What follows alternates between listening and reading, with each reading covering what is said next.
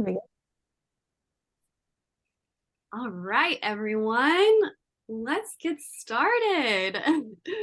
Thank you so much for joining us today. My name is Christina. I'm here with Outsite, and we have three amazing members here who are all entrepreneurs. They really have made the leap. Some many years ago, some recently, and we're going to be talking about what it is today to make that transition from being an employee to an entrepreneur. Now, we're going to cover a lot of information today.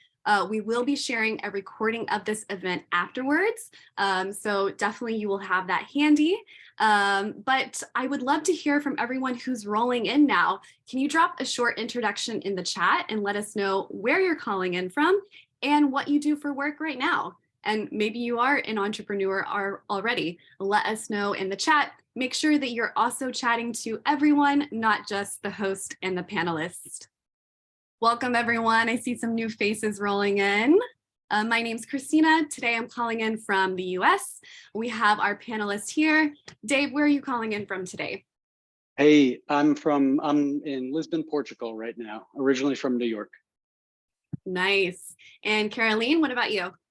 I'm in San Juan del Sur, Nicaragua, originally from California. Ooh. And Barris, how about you? I'm in Istanbul, Turkey, and I'm super excited to be here.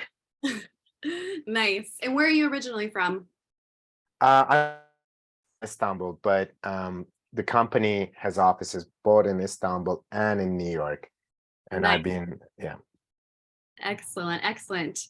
So we have I think we also have some New York overlap with everyone here on our panel, spending some time there as well. We were just talking about how Eastern time was the only real time zone. If you're just now joining us, go ahead, put a short introduction in the chat. Let us know where you're calling in from and what you do for work. We are recording this session, so you will get a copy of it afterwards. So don't worry, we're going to be covering a lot of great information today. And also, we're going to leave some time at the end for Q&As. So definitely, if you have any questions as we're going along, please use the Q&A box. You can usually find that at the top of your screen or the bottom of the screen. It just says Q&A. You can go ahead and drop any questions along the way. We'll also try to keep an eye on the chat as well, but the Q&A box makes it easy for us to find, so we make sure that we get your questions answered.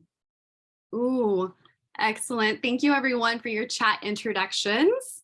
Also Nicaragua, California, Montreal, whoop, Massachusetts. Oh, hey Lexi. Awesome. Thank you everyone. Wow, Italy, DC, Bucharest. Wow, we got a great lineup here, everyone. Thank you everyone for continuing to drop your introductions in the chat. Let's look at our time here. Yeah, I think we can go ahead and get started. I do want to make sure that we have enough time to cover all of our topics and leave time for Q&A. So I think it's time to get started. Just a quick introduction from myself. My name is Christina. I work for Outsite. I work on our guest experience and our product. I've been a nomad remote worker for over 3 years now, as many of our lovely panelists are as well. And today I'm super excited to introduce 3 different Outsite members to you. And for our panelists, for your introduction, could you let us know a little bit about your business, how long you've been running it, if you are a solo entrepreneur or if you have a team. And we already went over where you're based right now. So I'll kind of kick it over to you, Caroline. Excellent. Okay. So thank you for having me and so excited to be here and to meet everybody. My name is Caroline. I am a trauma-informed coach. I help people with their nervous system responses and behavioral patterns or nervous system patterns in order to create better lives and careers for themselves. And I also do email copywriting for various coaches and health businesses, which I'm really excited about. I have been doing this for about 3 years. And then for the first year of my self-employment, my entrepreneurship, I was a freelancer doing UX UI design, which is what my whole career prior was all about. So we can get into all of that with the transition, starting off, where it's going. And that's about it. Nice. Oh, All right, I'm going to kick and it I'm over. a solopreneur, yes. You're the only one. All right, I'm going to kick it over to you, Dave. Hey, I'm Dave Roma. Nice to be here and see all you guys. I'm a full stack web developer, a marketing technologist, and a HubSpot consultant. And in 2014, I quit my full-time job to become a freelancer as a web developer. And I've been location independent since 2017. I'm originally from New York, as I mentioned before, currently in Lisbon, Portugal. And at the moment, I'm working on building a few digital products that exist in the HubSpot ecosystem. Nice. Thank you. And last but not least, Barris, how about you? Well, first of all, thank you so much for having me here. I'm super excited to be talking among these fine folks and also talking to you guys that joined our chat, our panel, listening to us. So I am leading. I'm in leader role in 2 companies at the moment, which was just one company until a couple months ago. We have about 25 employees spanning 3 continents, all remote. We started this business, my wife and also partner started Uppercase, our business, as a freelancer e-commerce digital marketing job, and then it spun into a digital marketing and an e-commerce technology company. We've been doing it since 2016, and this year is the first year where we said, okay, we'll just split the technology and the digital marketing into 2 different companies. So now it's running as 2 different companies. That's interesting. And also, we have a lot of years of experience here. So I'm really excited to delve into all of these questions. So we're going to go ahead and get started about what it means to start your journey and really jump into entrepreneurship. There's a lot of foundation building, I think, that needs to happen, and we've been talking about this. And the first one is really knowing why you want to become an entrepreneur, kind of delving into those bigger questions on, the purpose. Are you looking for more freedom? Are you looking to change your lifestyle? Are you looking to make more money? Dave, why don't you kind of kick us off and talk a little bit about this topic? And I'd also really love to hear from all of you on what your why is for becoming an entrepreneur. Yeah, and I think so many people skip this part. They just want to like jump in and start making money right away, which I think is great. But I think it's so important to just take time to reflect on why you're even making this transition. And if you haven't read the book, Start With Why by Simon Sinek, that book's, probably like the de facto work on this topic. But, this can be a difficult journey, being an entrepreneur. And I think knowing why you want to do this, whether it's time and location freedom, or having unlimited earning potential, or maybe just the ability to express your creativity in a way that's uninhibited, whatever it is that matters to you, getting clear on that so that it's not just a vague sort of feeling of excitement, that it's really clear, is going to be important. And I think it's going to be also the fuel that drives you when things start to get difficult, to be able to give you almost like a system of values to check in with along the journey, especially when times are tough, because it's, this is, as I've said, it's not an easy journey. It's extremely rewarding and totally worth it, but things are going to get tough. And to know why you're doing this in the first place is going to be important, to be able to check in with that and understand that when things aren't going amazing. So what would you say that your why was when you originally started out? I always wanted freedom. I wanted the freedom to express my creativity in any way that I see fit. I love the concept of unlimited earning potential. Anytime I had a salary, even if it was like a lot of money, to me, that was always the ceiling. I could never do better than that. And for me, that felt really limiting. So and I just need the freedom to operate how I want to operate, whether it's if I want to live in a certain place, or if I want to work 35 hours straight on something that I'm really excited about. I want to be able to just do that. And I think another reason is so that my inputs, my effort, create outputs that belong to me, that I actually own. So whether that's doing a really good job on a client project and that client belongs to me and they refer me in the future, or building a digital product that and I own all that intellectual property, that idea of owning my efforts and those efforts compounding over time is really exciting to me. Yeah, absolutely. And what about you, Caroline? What was your original why for creating your own business? Sure. So it's a lot similar to Dave's. It started off with time and location freedom as well, leaving my job in 2019. But there was a big gap between what I would consider my entrepreneurship, which I don't really think I started until coaching. There was a gap in between of really just wanting to learn how this worked, how I felt about being on my own, getting really used to what it means to be free in terms of spending my time where I want, how I want.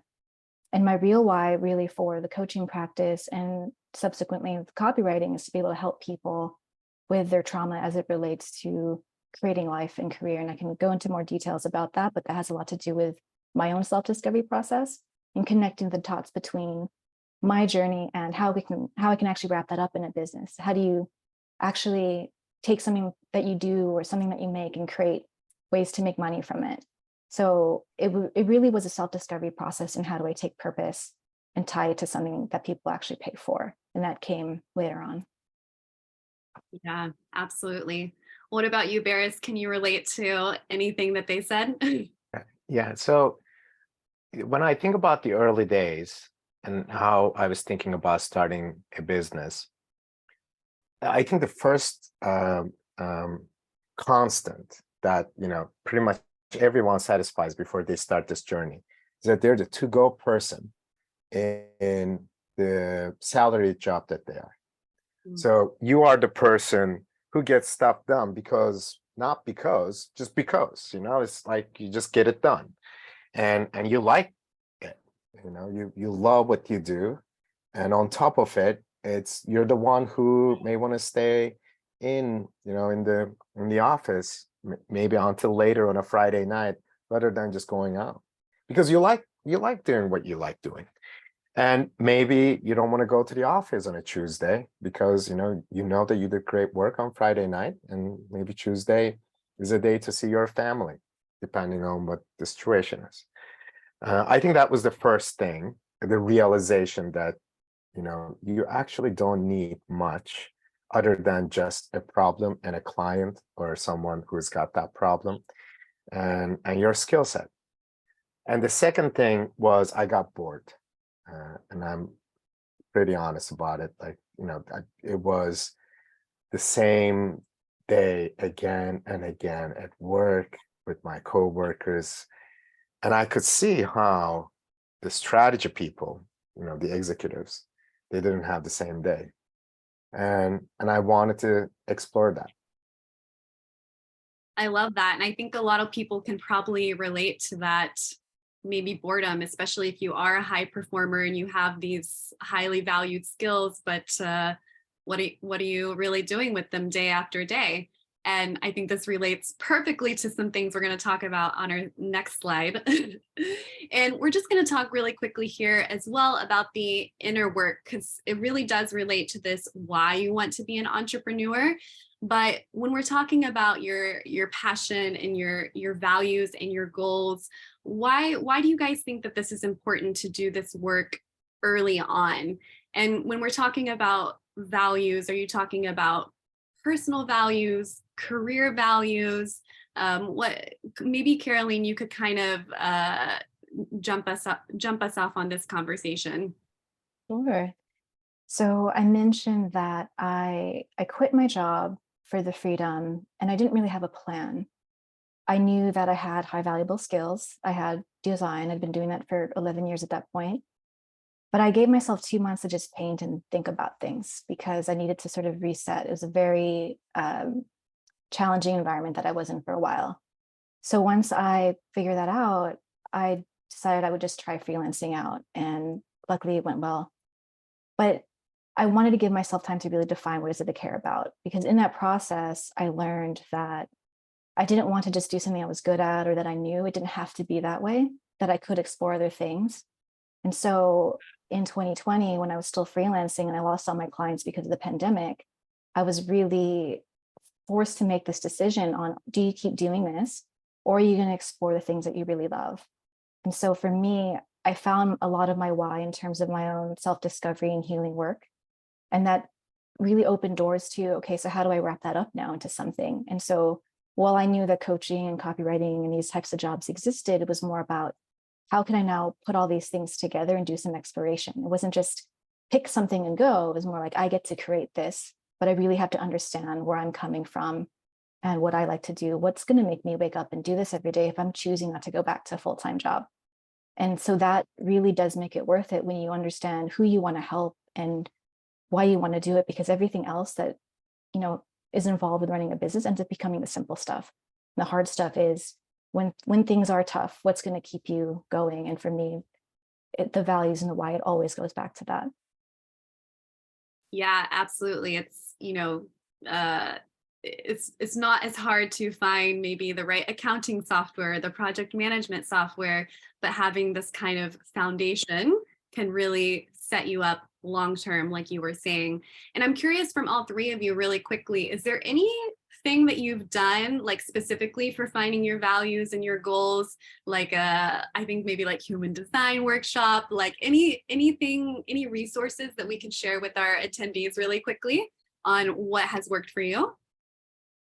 Well, I mean, when I think if you're thinking about leaving your job to become an entrepreneur, it's actually a really amazing time to do this inner work, or at least start thinking about this inner work, because we should be doing what we love to do every day. And I don't know if everyone's doing what they love to do. I don't think most people do what they love to do for their career. And this is a good opportunity if you're going to make that shift. I remember when I was like 10 years old, I saw the movie Hackers.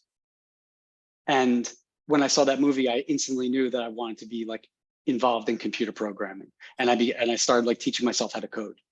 And I was a hobby web developer until probably like, age 24. When my first job, I was a mortgage broker. From like age 18 to 24, I wasn't even in tech. I was in sales. And I started to hate it. I wanted to do a career shift. And I thought to myself, well, I'm going to do this like career shift right now. I better do it so that I can set myself up for the rest of my life doing something that I really love to do. And when I checked in with who I was and what I love to do and what I'm kind of obsessed with, it was always computer programming. So it was just like a natural, sort of like it was right there for me. It was natural. But as far as like self-discovery goes, if people are wondering like, well, what do I love to do?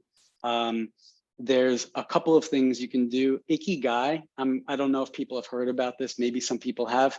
Ikigai is how you spell it. And it's ancient Japanese sort of like philosophy on how to discover your purpose. And it's incredible. I did an Ikigai workshop in 2017 in Bali. Of course, that's where you do that kind of thing. And, but I was like profound.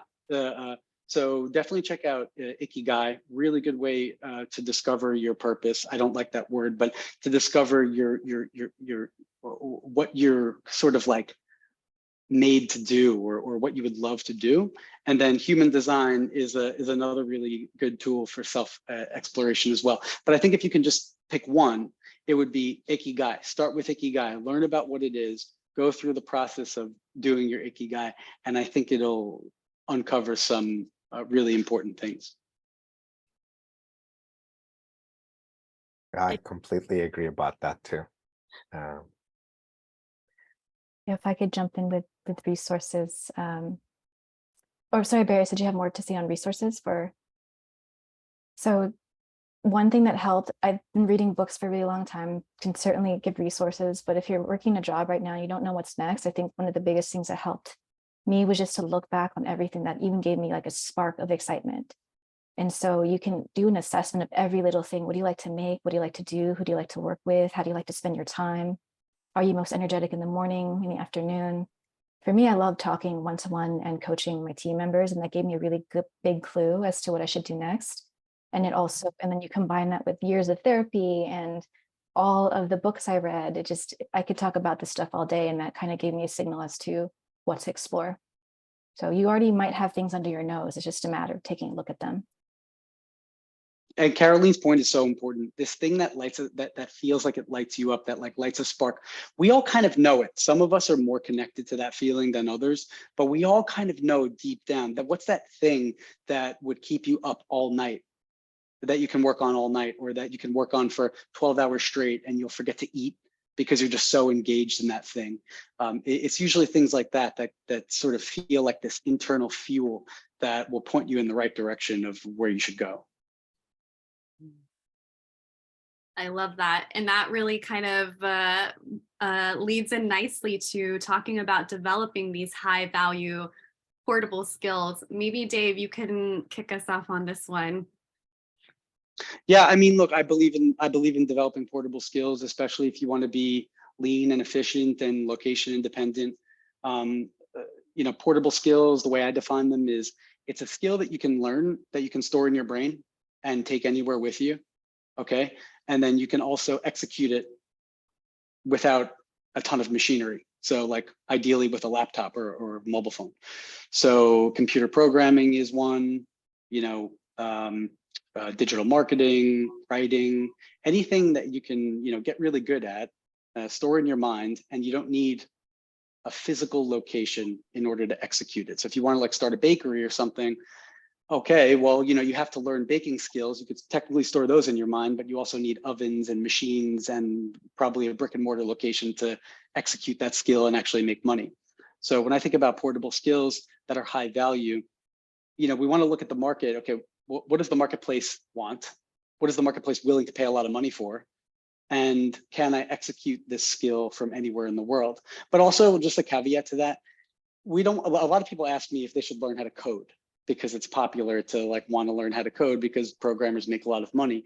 And I always tell people that programming is so hard that you have to either love it and be obsessed with it or just don't do it at all. There's no really middle ground.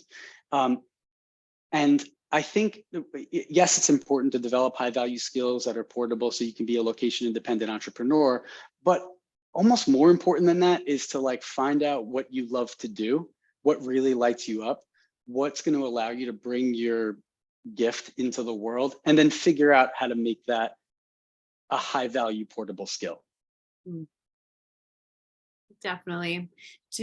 Caroline, Barris, do you have anything to add on this one? Yeah, I think it's, yeah.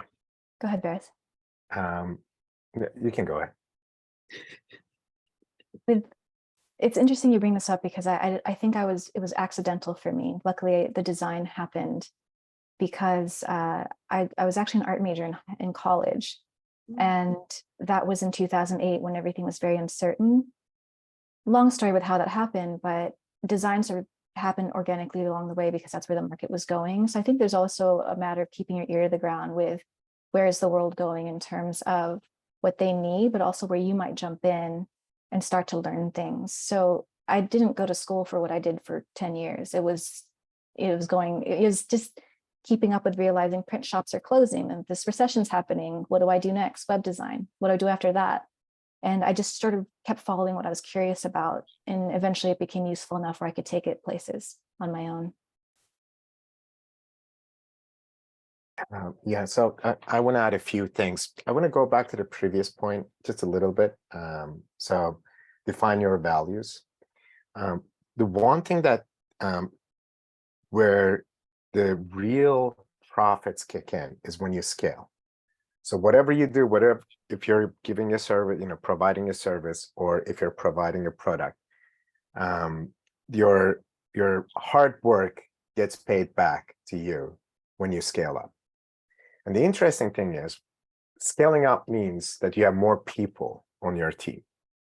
And the people don't care about what you preach. They'll care about how you handle your day, how you handle your problems, how you handle your customers. And so what happens is there's a shift that happens very quickly, where you start seeing yourself in the mirror in your company. So if you go to work late, your company will start late. If you stay late at work, your company will work late at work.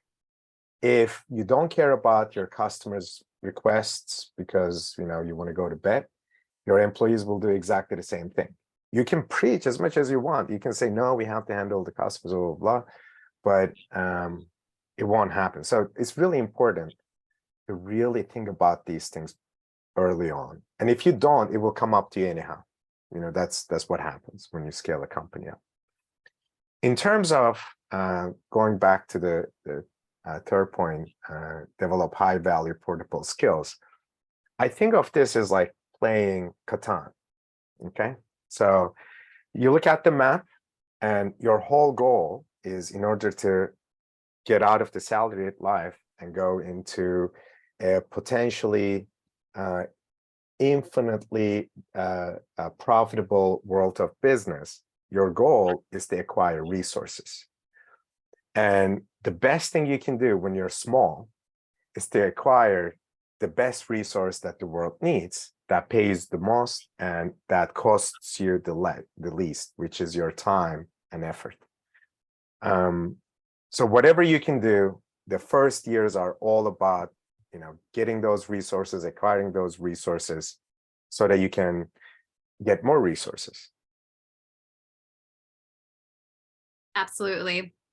Me and my mom just played Catan last night, so I love that analogy. And kind of talking about these different skills, I think it's a great segue into really our next section about what it really means to launch and run your own business. And so you may have these skills even in your current job right now. And one of the things that we have talked about is, translating this to just immediately become a consultant. It seems like it's the easiest step. Maybe Dave, you can start us off on this one. Yeah, I think the easiest way to transition is to do what you're already doing now, just as a freelancer, AKA a consultant. And people can do that pretty quickly. I mean, you're already trading your time for money at your job. So you're doing something valuable. Your employer's paying you. You can do that as a freelancer or a consultant. The way I started was I created a portfolio. When I decided I wanted to become a web developer, I said, okay, I need a portfolio website. So I bought daveroma.com and I had nothing to put on it because I had no portfolio pieces. So I convinced my friends who have businesses to let me build one website for each of them and one app. I figured if I had two websites and an app on my portfolio, that I'd be legit. And my goal was to first go and get a job. And I'll talk about why I did that in a minute, because I got a job strategically so that I can actually become an entrepreneur. But yeah, I built a portfolio site. I got a few friends to allow me to rebuild their websites. And so then I added some websites to my portfolio site. And then I went out into the market and convinced an ad agency in New York City to hire me as a web developer, because I figured if I can get hired as a web developer for 1 year by an ad agency in New York, then I was like legit and no one could tell me I'm not a web developer. So that was how I sort of like made the initial transition. But to get my first clients, when I went from freelancer to starting my agency, I actually downloaded all my contacts, email addresses from LinkedIn. And I just made an announcement to all my LinkedIn contacts that I was starting my agency. And here's what we do. And I was actually able to get 3 clients within the first couple of weeks, because these were primarily people that I knew, that I've worked with, or that were only one step removed from someone that I worked with in the past. And actually, one of my first clients was my previous employer.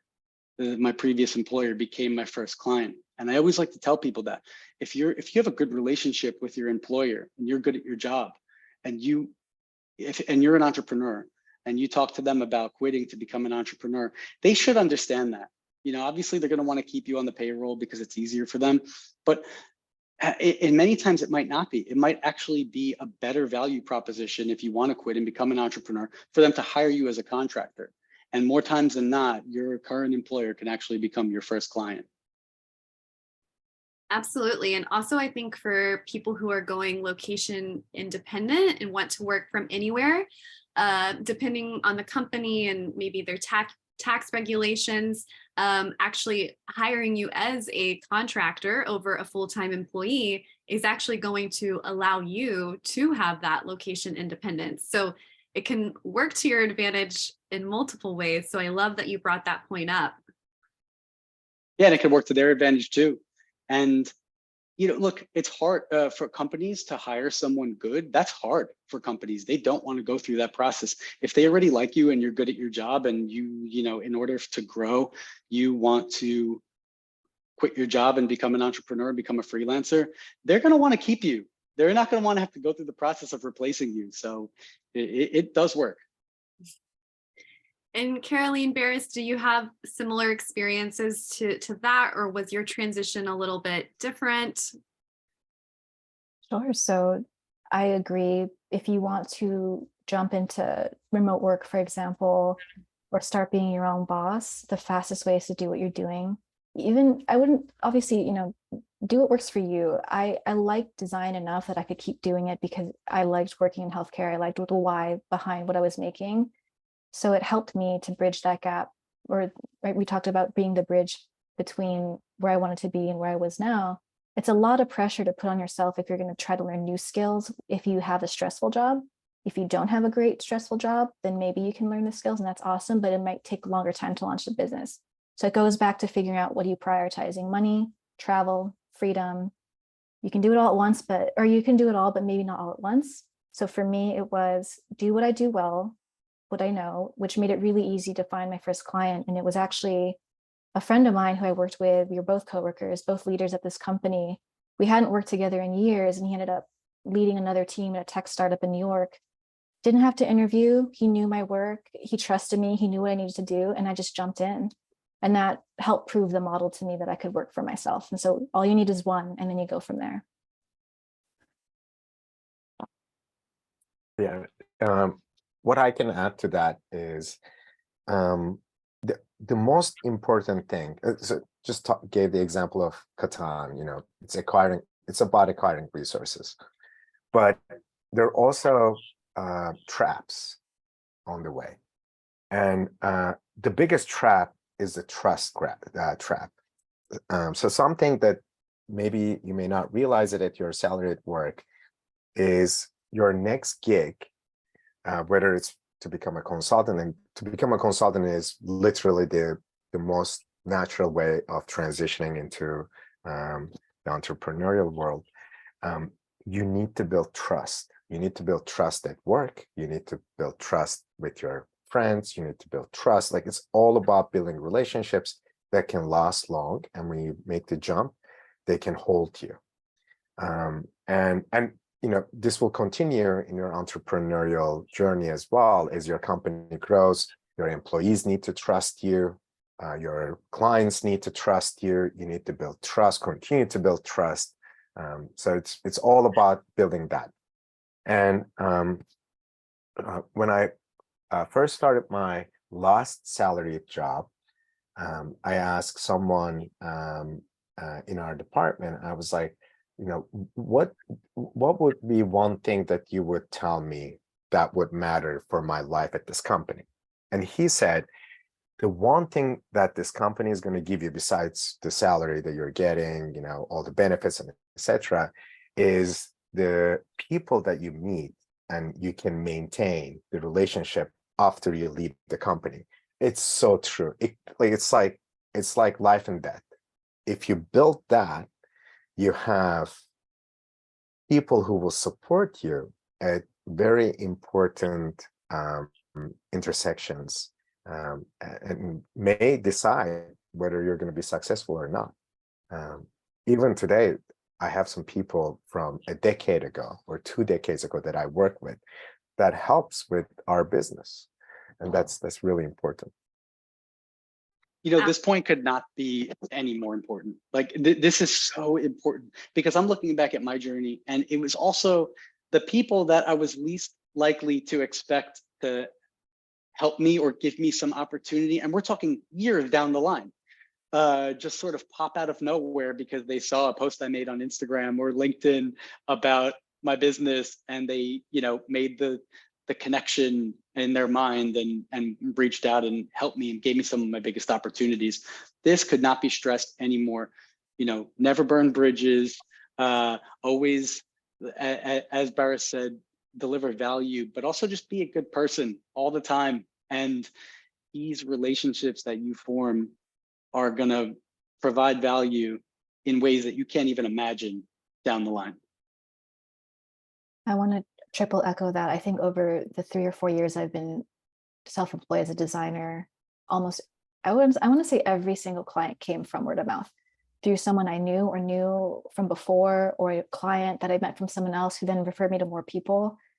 Meet people, do a great job, meet more people. It's still the best way, I think, to sustain. I love that, especially, if you're starting out too, we're talking about creating this service-based business around what you're consulting on, and that can also help you too. You can get reviews, you can have this, public reference for other people who are looking to work with you. I have a question when it comes to, say, you're going down this path. Okay, I'm going to start offering my services, what I do now, I'm going to become a consultant.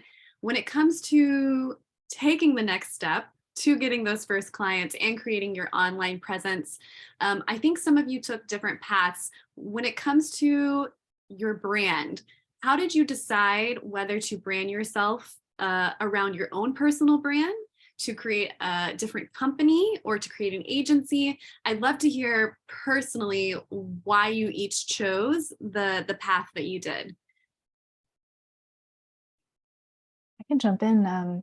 Mine's really simple. I had a portfolio since 2009 at carolenedesign.com. And when I quit my job to freelance, or decided to freelance, the fastest path to your first client was just having a portfolio up.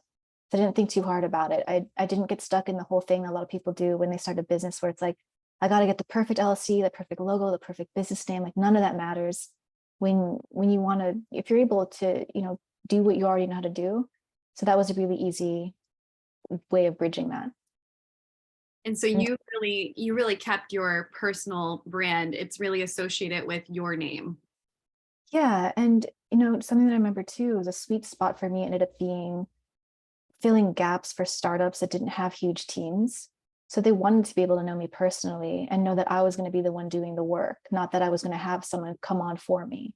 So it actually helped me to be able to say, oh, you don't have a design team yet, or your team needs some support because you're literally a 3-person startup. I can help you out. And so that helps sort of create a more personal relationship, I believe. Yeah, I started the same way. When I quit my job in 2014, I already had daveroma.com, which was like my portfolio website, and it had some of my projects on there. So I redid that. I updated it with my latest projects. And then I think I just started reaching out to my personal network, designers, developers, UX people that I've worked with in the past. Hey, do you know anyone that needs, a freelance web developer?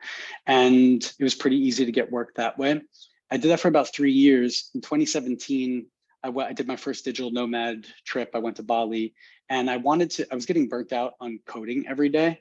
So, and I also love marketing. So I decided I was going to start like an agency. I do that with air quotes because I did start an agency in Bali in 2017, but it was and still is just a branded version of myself. It's just me. I'm a solopreneur at my agency.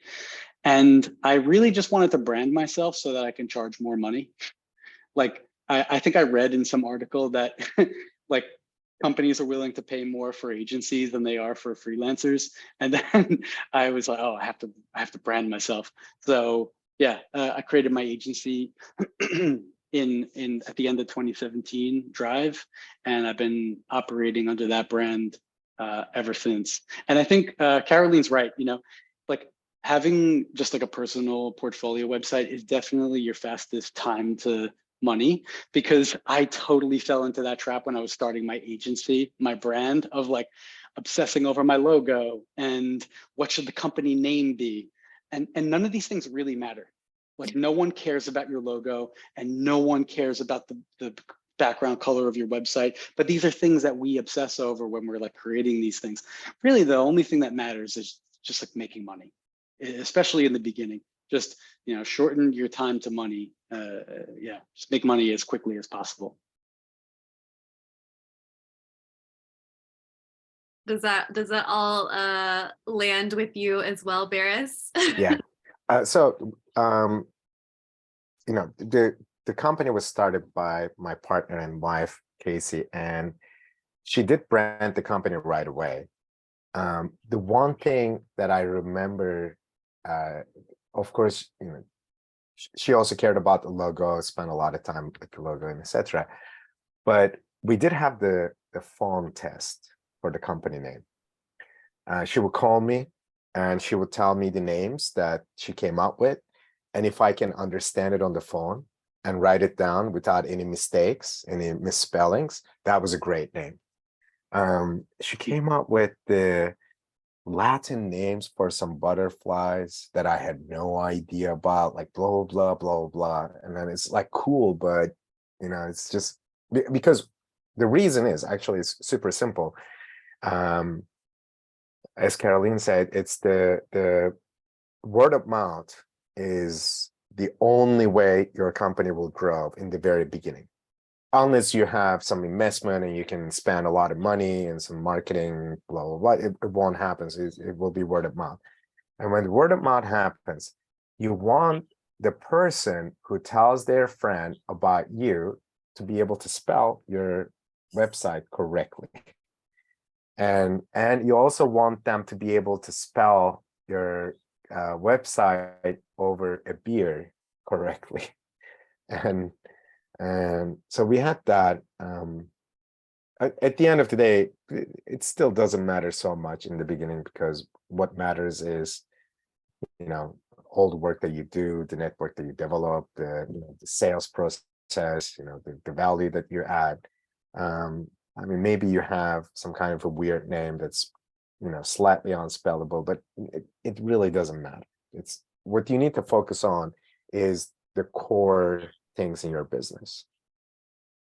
Absolutely. But I love this idea of passing the phone test and the beer test as well. So you guys can keep that in mind, but don't get stuck on that hamster wheel. We got to keep moving forward.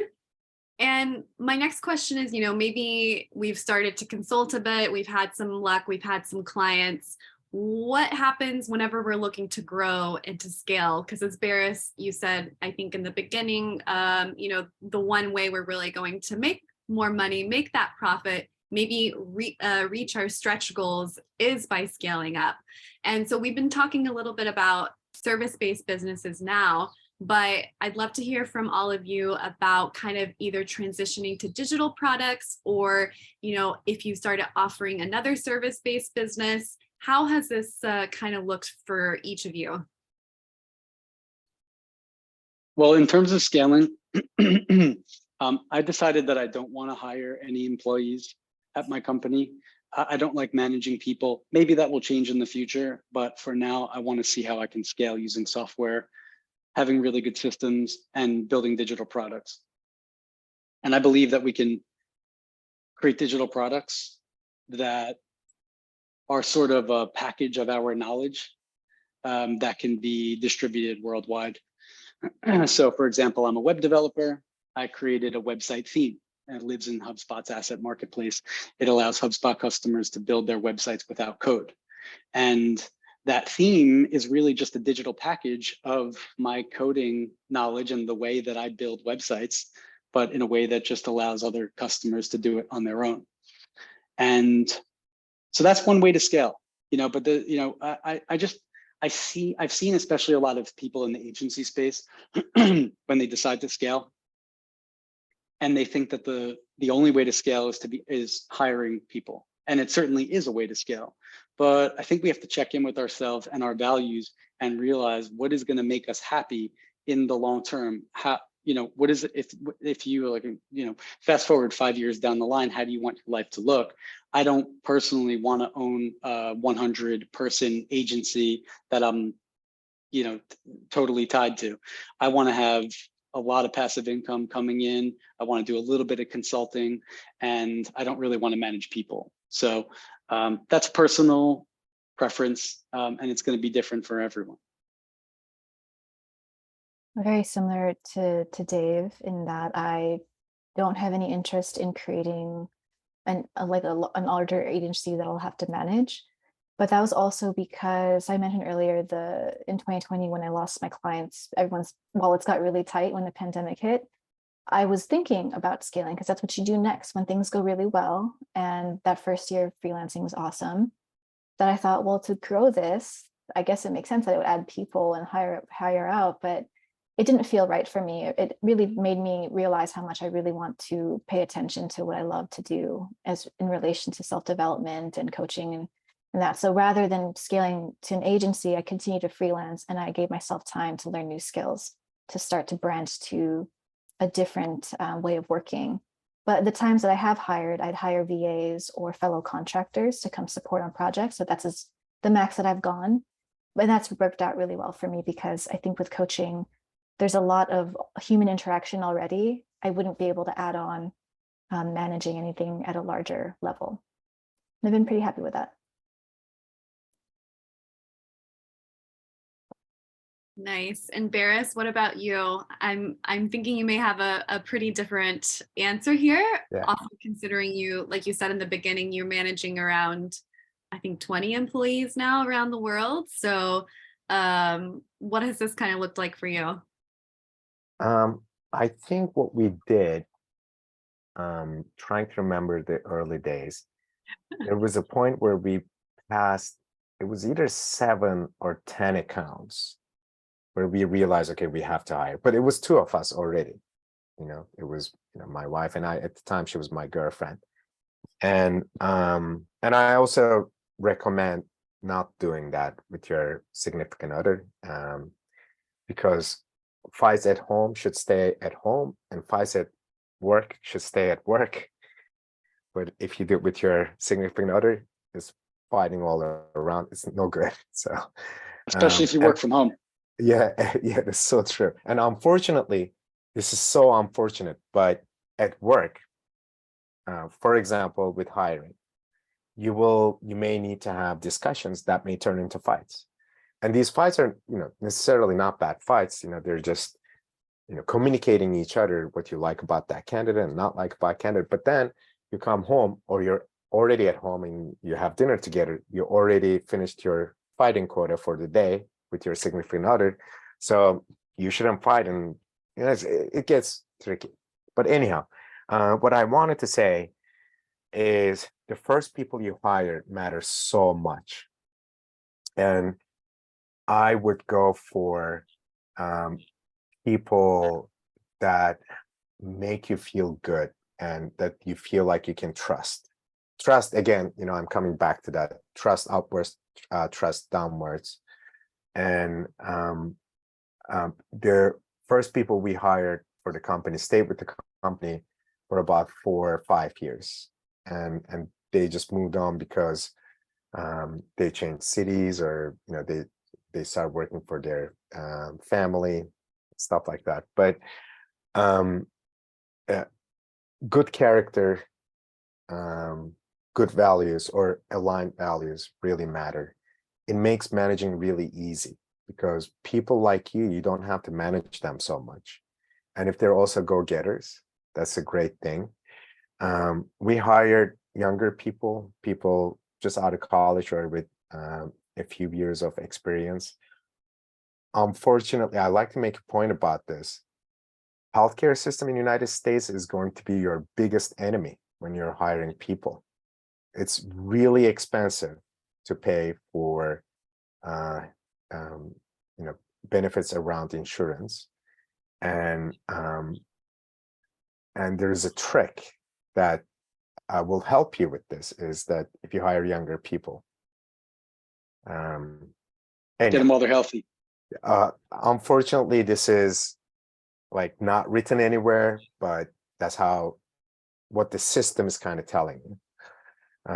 It can put your business out of you you can go bankrupt very easily on healthcare costs. It can be there, but anyhow, just moving from there, I would say it's really important to focus on the values that you have if you've done the work is in the early stages, and then align with the person that you hire. Absolutely. You need that strong value alignment and have them hungry to be able to, work for you and to deliver the value and work that you're looking for. And I just noticed our time. I'm going to ask one more question, and then we're going to take it to Q&A so we can get some questions answered from you all. Please go ahead, drop any questions you've had in the Q&A box while we wrap up on this last question. I think there's a lot of people here as well today who are, maybe nomadic, or they're looking about going location independent. So I'd love to hear from all of you about managing your business while traveling the world. Maybe if you have had any challenges or lessons learned along the way that would kind of help our attendees while they're making this jump or transition. Can I Well, go I first was. this time? Oh yeah, go ahead, Barris. Yeah, Is it yeah, do okay? Is it Yeah, okay? So what I like to say is very short. It's all about keeping a routine while traveling. It's really, really important. And I want to say a thank you to Outside. It was really easy to keep that routine at Outside because it was all fellow travelers who also had responsibilities during the day. And I remember having, great Friday evenings and Saturday days. But there was no pressure. In fact, there was pressure to kind of work on a Monday and a Tuesday, not in terms of anyone telling you anything, but people were working, so you get inspired to work, and that's really important. It can get really tricky to keep the time zones right when you're traveling with the meetings and everything, and it's really nice to be at a place in a house or at a villa or whatever that people who are traveling there also have meetings at a certain time, so they get up early, they have their coffee or their morning routine. So yeah. Barris nailed it. I mean, that's almost exactly what I was going to say. But routine is everything. And I always tell people, if you're going to make the transition from employee to entrepreneur, you want to get to a place where you have a routine in one location and you're making some consistent money before you go traveling. Because when you go traveling, your routines get uprooted and you have to basically craft a new routine in every place that you go. And why routines are so important is because they automate all the things that aren't your business. Your business is already going to be chaotic enough. You don't need the other things surrounding your business to be chaotic as well. And just to echo Barris, like Outside, the reason why I stay with Outside everywhere I go is because it gives me a reliable foundation to have a routine. I know the Wi-Fi is always going to be spectacular, no matter what country I'm in.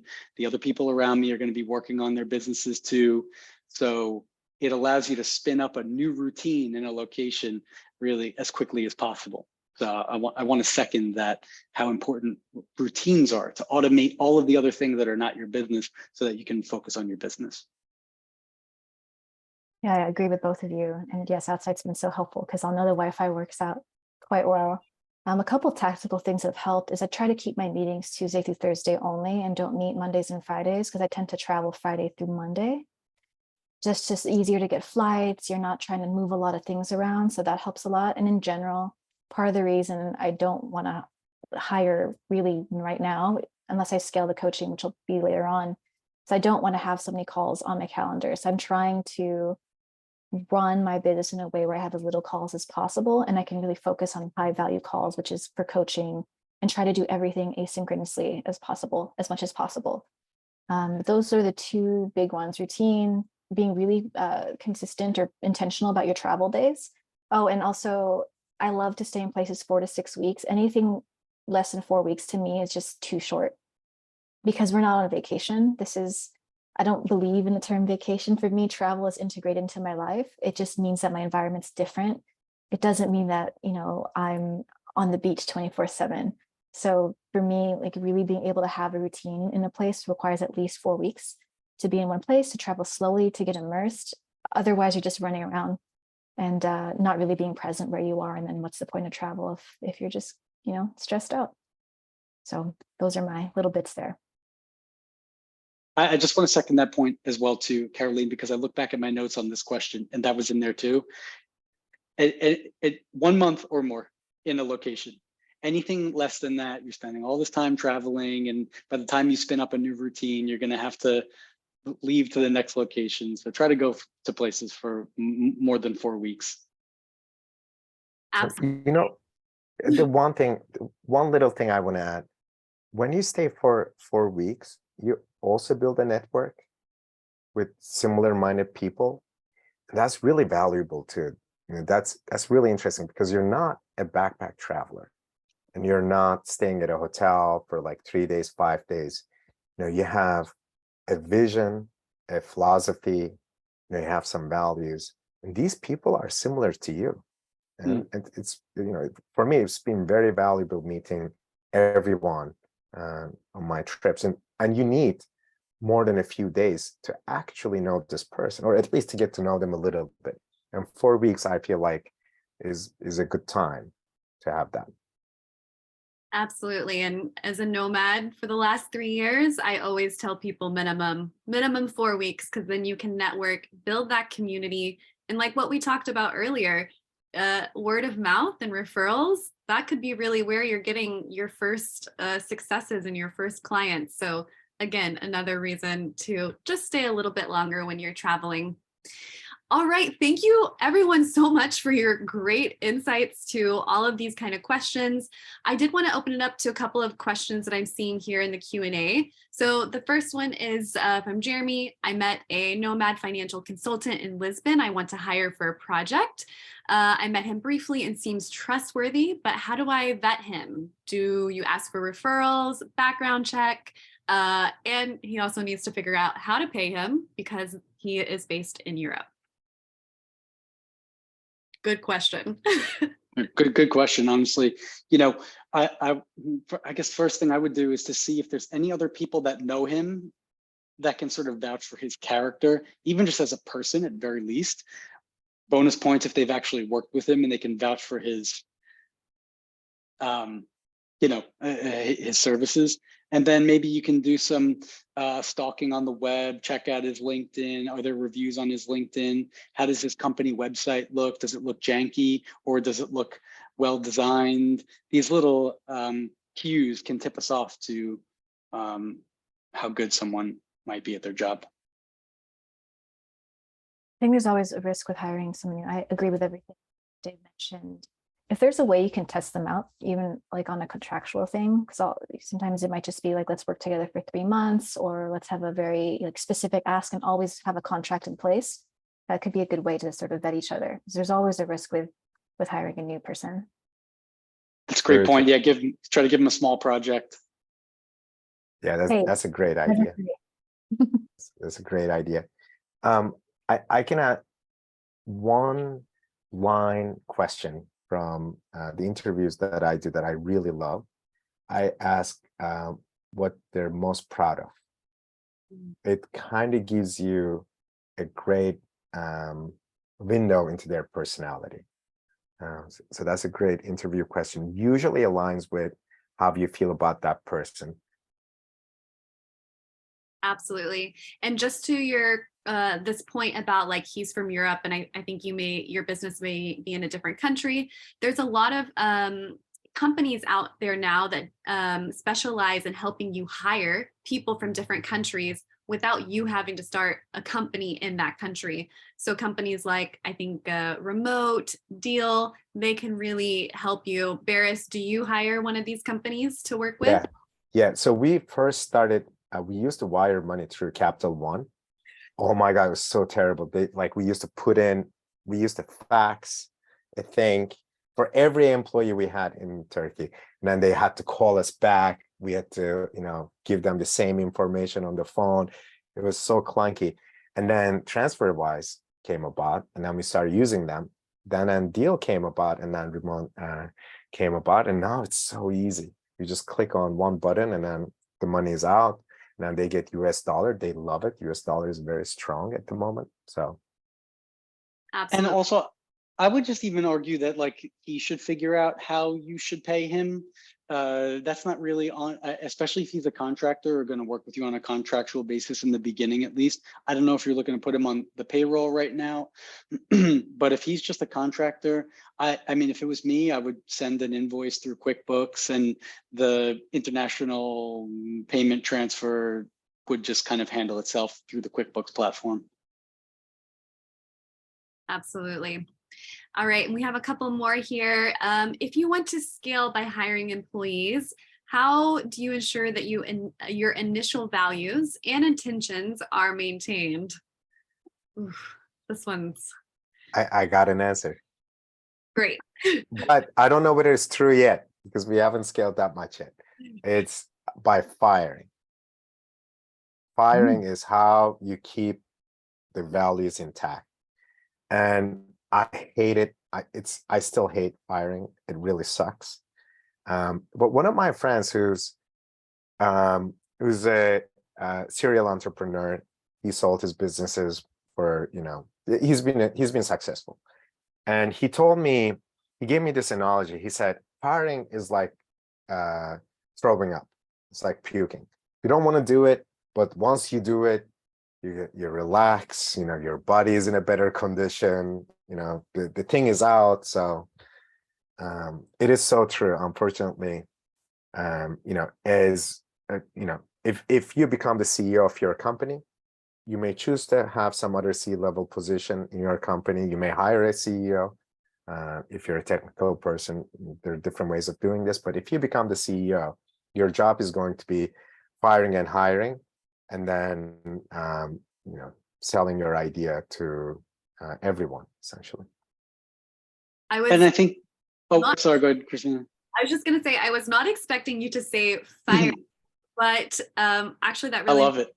makes sense to me, because I'm just thinking like I've had to give feedback on people and their performance. And I remember one situation where this person was let go, and I think it was of some direct feedback that I'd given, and it was it really affirmed to me that the company cared about our shared values and what we were building, and that we were on the same page. So while it really helped reaffirm the values that we all shared. So a great point. And Dave, what were you going to add?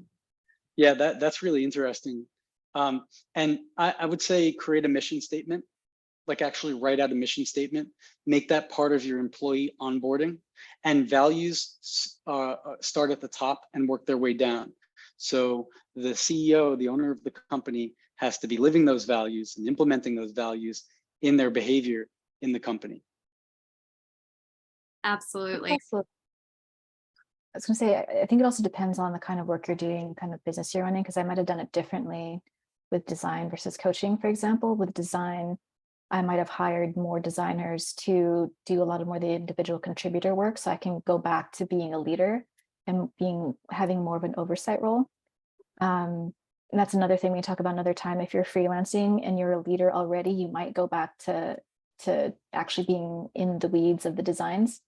So I would probably have someone to come do that. But in coaching, I would probably onboard people to do sales first, once everything was sort of in place. And so it really just depends. Like, the whole idea is to free up your time and to go to do the core things that you really care about. And that might just be different depending on the business.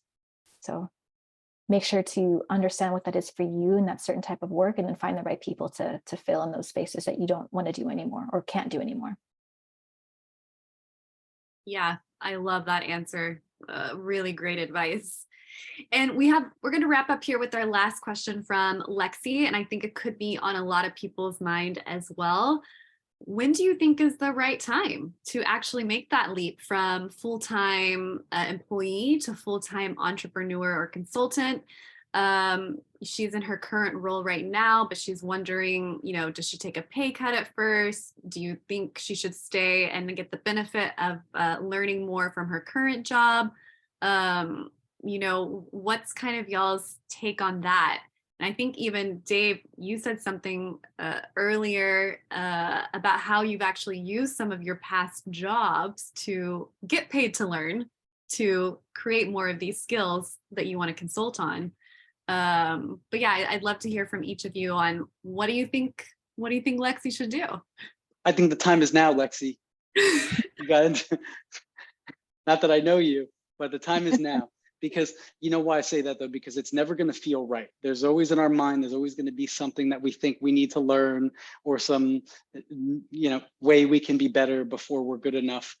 So I always say, do it even before you think you're ready to do it, because you're going to get ready during the process.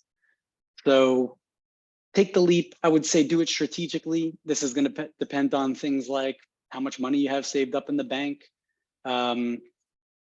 Because you're going to have to create that bridge in between your income now and what you want your income to be as an entrepreneur. So try to come up with a plan for that.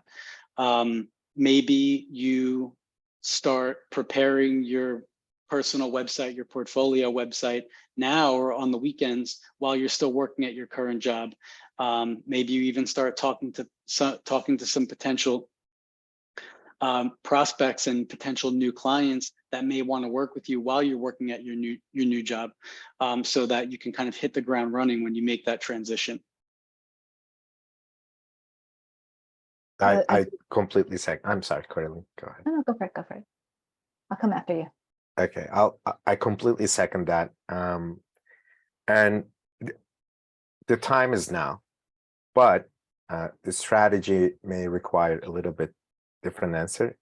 And I think, I want to put a number on it. I would say maybe 2 years of living money saved is a really good money. And then also maybe you make yourself live cheaply for that 2 years. So you kind of have an idea of, I'm going to live with, this many $1,000, and then it's going to be okay. Like, I'm okay with that. I'm not going to go out to dinner every night.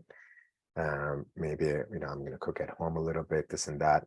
And then you get used to that. So you don't think about it. And also you don't think about if you're a nomad, traveling is not going to be a luxury. So that's good. But at the same time, it's important to live inexpensively, and have that money to keep you feel safe while working towards your goal. That's really difficult to do. It's super difficult. But if you have the savings, it will keep you in there. Yeah, I agree. Definitely have some savings. And we've discussed this before as a group, is that I think it's super important to have entrepreneurial skills, regardless of whether you decide to go do this full time, because it's the only real way to have freedom. Because the way corporate work is working right now, it's very hard to have any control over your time. And then your energy, it could be very stressful. So you don't want to add more stress by jumping in when you don't have some things in place. The thing is, you're never going to be fully ready. It's either that you're going to be that drive inside you is going to be so strong that you do it, or something else is going to force you to do it. And it's just a matter of, are you going to quit, or and you want to be prepared for that moment. So have some savings. And I think if I were to go back and prepare and also go back on what I've done, start making a list of people that you can reach out to and gather their contact information, figure out where you're going to reach out: LinkedIn, email, Facebook, whatever. If you're a creative, try to have your portfolio in a good place before you go, and start, reconnecting with some people that maybe you haven't spoken with in a long time, just to see how they're doing. Don't be salesy. Just start, rebuilding some bridges if you haven't had them in a while. So there are definitely ways where you can, make it a more safe transition. But it's definitely a wild ride. And if you have any interest in doing it, the sooner you start figuring out how that ride goes, the better, I think. Absolutely. I really love it. So you heard them, Lexi. It's time to do it. Time to make the jump. But in a mindful, strategic way, so you're not feeling stressed when you actually make that jump. And then you combine that with traveling, that can be a lot. And we don't want our mental health to go south because of that. So I think that's kind of what we kind of summed up here. Dave, Caroline, Barris, thank you so much for all of your great insights and really great information about making this jump to entrepreneurship. Thank you so much for your time. I know we're already over our time, so I want to be mindful. We're going to end it here. Thank you everyone so much for joining us today. We will send a recording of this to you all so you have it for reference. Again, thank you for joining us, and maybe we'll see you down the road. We look forward to all the businesses you're going to launch. It's again, thank you so much for joining us. And thank you too, Christina. You did a great job hosting, crushed it. We crushed it. Thank you all for having us. Yes, hope to see you all on the road. Good luck to everyone in launching your new businesses. Ciao, everyone. Ciao.